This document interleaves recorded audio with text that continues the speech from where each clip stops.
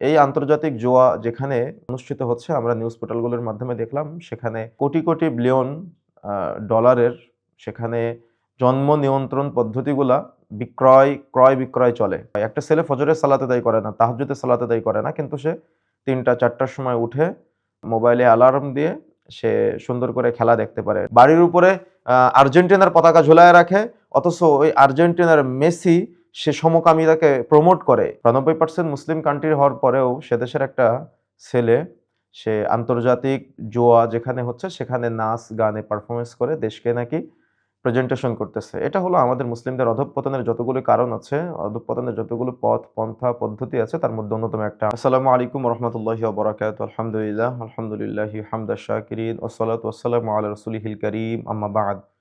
প্রদর্শক ইউনাইটেডের পক্ষ থেকে আপনাদের সবাইকে আমরা স্বাগত জানাচ্ছি। সাথে, সাথে দুঃখ ভারাক্রান্ত হৃদয় নিয়ে আমরা আমাদের প্রিয় দর্শক, শ্রোতা, দিনী ভাই ও বোন আপনাদের সবাইকে জানাতে চাই, চলমান বিশ্বে যেখানে মানুষের চরম কষ্ট, দুঃখ এবং বেদনা, খাদ্যের অভাব চরমভাবে যখন বিশ্ববাসীকে বেদনা দিচ্ছে, সেম একই সময়ে বিশ্বের কিছু মানুষ খেলার নামে, আনন্দের নামে, এনজয়ের নামে কোটি, কোটি টাকা তারা এমনিতেই উড়াচ্ছে। এই যে চলমান পরিস্থিতিতে আমাদের প্রিয় দিনী ভাই ও বোনদের আমাদের পক্ষ থেকে কিছু নসিহা, কিছু বার্তা থাকা প্রয়োজন বলে আমরা মনে করি।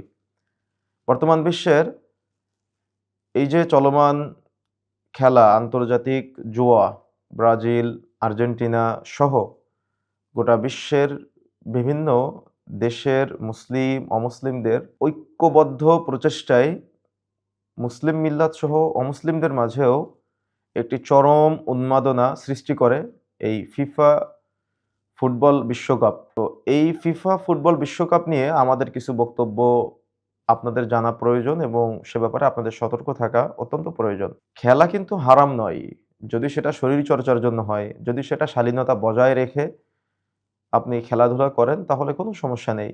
কিন্তু সেটা যখন হারামের এবং মানুষকে পাপিষ্ঠ হওয়ার বড় একটা মাধ্যম হয়, তখন তো আমাদের সে ব্যাপারে কথা বলা প্রয়োজন। আর যেখানে আমাদের বাঙালি মুসলিম ভাই ও বোনেরা এগুলা নিয়ে একটু বেশি উচ্ছ্বাসিত হয়, তখন আমাদের একটু বেশি কষ্ট লাগে। এই আন্তর্জাতিক জুয়ার ১ম থেকে যদি আমরা বলি, আমরা নিউজ পোর্টালগুলোর মাধ্যমে দেখলাম বাংলাদেশে একটা ছেলে, সে এই আন্তর্জাতিক জুয়ার ১ম এই ড্যান্স পারফরম্যান্সের মাধ্যমে অর্থাৎ নাচ গান অনুষ্ঠানে, উদ্বোধনী অনুষ্ঠানে সে সম্পৃক্ত থাকার কারণে আমাদের বাংলাদেশি মিডিয়াগুলা প্রাউড ফিল করেছে। তো একটা ছেলে যখন সে আন্তর্জাতিক বিশ্বে অপসংস্কৃতির মাধ্যমে গান বাজনা বাদ্যযন্ত্রের মাধ্যমে দেশকে প্রেজেন্ট করে, তখন সেটাকে আমাদের দেশের নামধারী মুসলিমরা গর্ববোধ বা গর্বিত হওয়ার জন্য তারা একটা নিউজ পোর্টাল তৈরি করে। এটা হলো ১ম আমাদের জন্য দুঃখ, আমাদের জন্য বেদনা, আমাদের জন্য কষ্টের, যে বাংলাদেশী বংশোদ্ভূত একটা ছেলে সে আন্তর্জাতিক জুয়ার আসরে সে গান, নাচ এগুলাই পারফরম্যান্স করার মাধ্যমে বাংলাদেশকে বিশ্ববাসীর কাছে উপস্থাপন করেছে। অথচ আমরা জানি বাংলাদেশ ৯২% মুসলিমের একটি দেশ।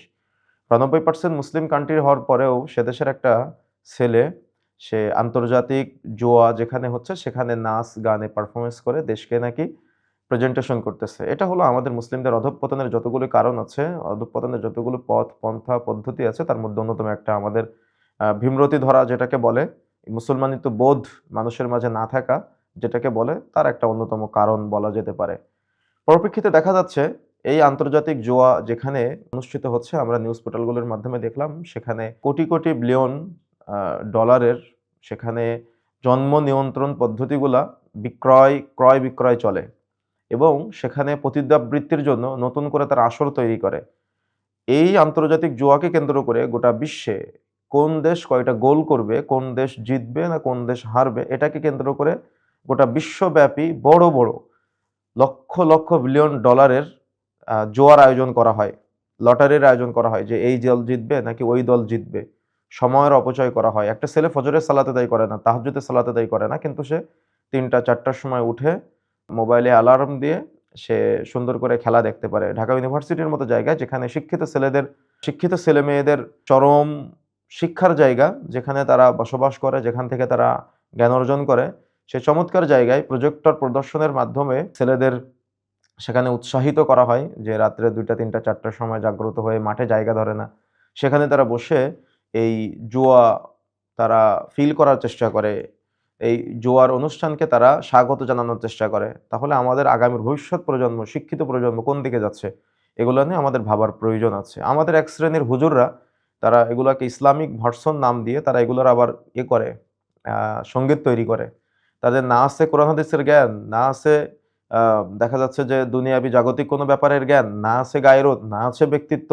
এরা যে কোথা থেকে কি করে আল্লাহু আলাম, আল্লাহই ভালো জানেন। আল্লাহ তাদের হেদায়েত দান করুন, আমরা দোয়া করি। সর্বোপরি মুসলিম বিশ্বের দিকেও যদি আমরা তাকাই, গতবার আমরা দেখেছি কাতার বিশ্বকাপ, পরবর্তীতে আমরা দেখেছি অন্যান্য মুসলিম বিশ্বও এগুলার জন্য আয়োজন করে যাচ্ছে। আল্লাহ রাব্বুল আলামিন তাদেরকে হেদায়েত দান করুন, আমরা তাদের জন্য দোয়া করি। তারা এটাকে বিশাল বিজনেস হিসেবে ধরে নিয়েছে এবং আন্তর্জাতিক পরিমণ্ডলে বৃহত্তর জুয়ার আসরে তারাও দিনে, দিনে সম্পৃক্ত হচ্ছে। এজন্য আমাদের ঈমানদার তাকওয়াশীল দ্বীনী ভাই ও বোনদের জন্য আমাদের নসিহা হলো এই সমস্ত ফাহিশা কাজ থেকে নিজেকে বিরত রাখা। আমাদের একজন দ্বীনী ভাই মুহাম্মদ সাল্লাল্লাহু আলাইহি সাল্লামকে যদি কেউ অপমান করে তাহলে সে অত্যন্ত রাগান্বিত হয়, অত্যন্ত কষ্ট পায়। সে মাঠে ময়দানে ঝাঁপিয়ে পড়ে। এমনকি ফিলিস্তিনের নির্যাতিত মুসলিম ভাই ও বোনদের জন্য তারা সবসময় বলে থাকে ফ্রি, ফ্রি প্যালেস্টাইন। কিন্তু দেখা যাচ্ছে যারা প্যালেস্টাইনের মুসলিমদেরকে হত্যা করতেছে, যারা নির্যাতিত মুসলিম ভাই ও বোনদেরকে নির্যাতনে রাখার চেষ্টা করতেছে, তাদের পতাকা গায়ে জড়িয়ে তাদের পতাকার মধ্যে আবার ফ্রি, ফ্রি প্যালেস্টাইন। তার মানে এটা মূর্খতার কততম পর্যায় সেটা আপনারাই বিবেচনা করবেন। যারা তাদেরকে হত্যা করতেছে, নির্যাতিত মুসলিম ভাই ও বোনদেরকে যারা কষ্ট দিচ্ছে, ব্যথা দিচ্ছে, বেদনা দিচ্ছে, তাদেরকে হত্যার মতো ষড়যন্ত্র করতেছে, তাদের পোশাক গায়ে পরে ওই পোশাকে আবার লিখতেছে ফ্রি, ফ্রি প্যালেস্টাইন। তার মানে এটা মূর্খতার চরম সীমা অতিক্রম করে ফেলেছে। তারপরে আবার এটার হালাল ভার্সন বর্তমানে তৈরি হয়েছে। সেটা হলো যে ইরান বিশ্বকাপ পরিমণ্ডল নিয়ে ইরানের আ হালাল ভাবে তারা দেখা যাচ্ছে এই জুয়াটাকে হালালভাবে তারা কোরআন মাজিদে চুমু খেয়ে দেশ থেকে বিদায় নিচ্ছে। আমেরিকায় বা দেখা যাচ্ছে যে ৩ টা দেশ মিলে বর্তমানে খেলার আয়োজন করেছে সেখানে তাদেরকে উদ্বুদ্ধ করার জন্য, সেই খেলায় অংশগ্রহণ করার জন্য। যে ইরান, যে আমেরিকার যুদ্ধ হচ্ছে, এই যুদ্ধের মাঝেও সেই ইরান আবার সেই আমেরিকার বা দেখা যাচ্ছে যে দেশগুলোতে এই ইরানের বিরুদ্ধাচরণ করা হচ্ছে সেখানে গিয়ে তারা খেলায় অংশগ্রহণ করতেছে। আবার তাদের এই শিয়া প্রেমী হয়ে আমাদের কিছু মুসলিম ভাইরা তাদের গায়েবানা জানাজার সালাত আদায় করে। তাহলে পুরা বিষয়টা জগাখিচুড়ি। পুরা বিষয়টা মুসলিম এবং ইসলামের চরম শত্রুতার একটা ব্যাপার। পুরা বিশ্বটা মুসলিম যুবকদেরকে ধ্বংস করার একটা চরম এবং কঠিন পায়তারা। আমাদের মুসলিম যুবকরা সেই ফাঁদে পা দিয়ে বাড়ির উপরে ইহুদি খ্রিস্টানদের পতাকা ঝুলায় রাখে আর নিজেকে বলে আমি মুহাম্মদ সাল্লাল্লাহু আলাইহি সাল্লামকে ভালোবাসি। বাড়ির উপরে আর্জেন্টিনার পতাকা ঝুলায় রাখে, অথচ ওই আর্জেন্টিনার মেসি সে সমকামিতাকে প্রমোট করে। ওই আর্জেন্টিনা যে দেশের পতাকা আপনার বাড়ির উপরে আপনি ঝুলিয়েছেন, ওই আর্জেন্টিনার প্রধানমন্ত্রী সে দেখা যাচ্ছে প্যালেস্টাইনে নির্যাতিত মুসলিম ভাই বোনদেরকে হত্যা করার জন্য আর্থিকভাবে সহযোগিতা করে। তাহলে আপনি সেই পতাকা ঘরের উপরে ঝোলালেন মানে কি করলেন আপনি? আপনি প্রত্যক্ষভাবে না করলেও পরোক্ষভাবে আপনি প্যালেস্টাইনে নির্যাতিত মুসলিম ভাই বোনদেরকে হত্যার কাজে সহযোগিতা করলেন। আপনি যে ব্রাজিলকে সমর্থন করতেছেন, সমর্থন করে আপনি তাদের পতাকা আপনার বাড়ির উপরে ঝুলাচ্ছেন। আপনি একটু তার ভিসার জন্য আবেদন করেন তো দেখেন তো তারা আপনার ভিসা দেয় কিনা?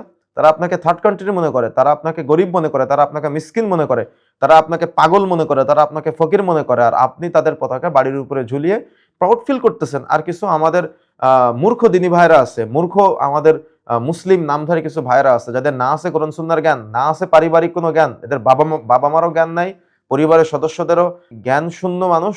তারা আজকে দেখা যাচ্ছে যে ওই অমুসলিমদের কুফফারদের পতাকার মধ্যে নিজেদের ছবি লাগায়, নিজেদের নাম লিখে নিজেদেরকে প্রাউড প্রমাণ করার চেষ্টা করে, নিজেদেরকে সম্মানিত প্রমাণ করার চেষ্টা করে। তাহলে এই যে অধঃপতন আমাদের মাঝে চলছে, অধঃপতন থেকে আমরা ফিরে আসতে পারি কিভাবে? আমাদের ফিরে আসার জন্য যথেষ্ট পরিমাণ কোরআন সুন্নাহর জ্ঞানের প্রয়োজন, আমাদের যথেষ্ট পরিমাণে কোরআন সুন্নাহর ইলমের প্রয়োজন। এজন্য প্রিয় মুসলিম ভাই ও বোন, আপনাদেরকে আমরা আহ্বান জানাই, এই অমুসলিম কুফফারদের সাথে সম্পৃক্ত হয়ে নিজের ঈমান ও আমল নষ্ট করার কোনো চেষ্টা করবেন না, নষ্ট করার পায়তারা করবেন না। আমরা আপনাদেরকে নাসিহা করে যাচ্ছি, এই অধঃপতনের সময়ে নিজের ঈমানকে ধরে রাখার জন্য এই সমস্ত ফাহিশা কাজের পুরাটা থেকে বিরত থাকার চেষ্টা করবেন। আপনি যাকে ফলো করতেছেন, আপনি যাকে সাপোর্ট করতেছেন তার সাথেই কিন্তু আপনার হাসর হবে, তার সাথেই কিন্তু আপনার কিয়ামত হবে। যদি আপনার ভালোবাসার মানুষ হয় মেসি, যদি আপনার ভালোবাসার মানুষ হয় নেইমার, যদি আপনার ভালোবাসার মানুষ হয় রোনালদো বা দেখা যাচ্ছে এমন কোনো প্লেয়ার, তাহলে আপনার কিয়ামত আপনার হাসর তার সাথে হবে, এবং এটাই সঠিক ব্যাখ্যা যে আপনি যাকে ভালোবাসবেন আপনার হাসর তার সাথে হবে। আপনি যাকে দলনেতা মনে করবেন আপনার সেই দলের সাথেই কিয়ামতের মাঠে আপনাকে উঠতে হবে।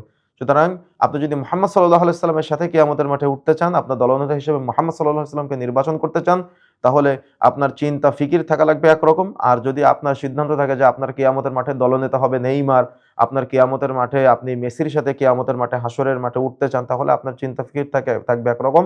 সুতরাং বিষয়টা বিশ্লেষণ করবেন, বিষয়টা বিবেচনা করবেন। এই অন্ধকারাচ্ছন্ন সমাজে আমাদের সমাজের এক শ্রেণীর কিছু ভাইয়েরা গ্রামে গঞ্জে প্রজেক্টরের মাধ্যমে তারা এই খেলাগুলোকে প্রদর্শন করার চেষ্টা করেছে বিভিন্ন মোড়ে মোড়ে। এমন কোনো মোড় নাই যে মোড়ে প্রজেক্টরের আয়োজন নাই। এই প্রজেক্টরগুলো দিচ্ছে কারা? যারা নতুন করে চেয়ারম্যান হতে চায়, যারা নতুন করে কাউন্সিলর হতে চায়, যারা নতুন করে মেম্বার সাহেব হতে চায়, যারা নতুন করে নেতা হতে চায়। কিছু পাতি নেতারা আছে যারা এই ধরনের বিভিন্ন আয়োজন করে থাকে, প্রজেক্টর ভাড়া করে গোটা এলাকার মানুষের প্রজেক্টরের মাধ্যমে হারাম খেলা প্রদর্শনীতে সহযোগিতা করে থাকে। মনে রাখার চেষ্টা করবেন, যত মানুষকে আপনি এই হারাম অনুষ্ঠানে সম্পৃক্ত হওয়ার জন্য প্রজেক্টরের আয়োজন করেছেন, সেখানে যদি আপনার 10 টাকার সহযোগিতা থাকে, 1 সেকেন্ডের সময়ের সহযোগিতা থাকে, যত মানুষ এই পাপ করবে প্রত্যেক ব্যক্তির একটা করে পাপের ভাগ আপনার আমলনামায় লিপিবদ্ধ হবে। এজন্য যারা নেতা-নেত্রী আছেন, যারা এগুলোর সাথে সম্পৃক্ত আছেন, আপনাদের সতর্ক থাকতে হবে। হারাম আয়োজনের সাথে যদি আপনার বিন্দু পরিমাণ সম্পৃক্ত থাকে, তাহলে আপনি গুনাহে সম্পৃক্ত হবেন এবং গুনাহের ভাগ আপনাকেও নেওয়া লাগবে। তাই আসুন আমরা এই পাপাচার থেকে বিরত থাকার চেষ্টা করি, আমরা এই গুনাহ থেকে বিরত থাকার চেষ্টা করি। সমাজের রন্ধ্রে রন্ধ্রে কুফফারদের প্রতি যে ভালোবাসার পরিবেশ তৈরি হয়েছে, ঈমান ভঙ্গের যতগুলি কারণ আছে, তার মধ্যে অন্যতম একটা কারণ হলো অমুসলিমদেরকে ভালোবাসা, অমুসলিমদেরকে কাফেরদেরকে বন্ধু মনে করা।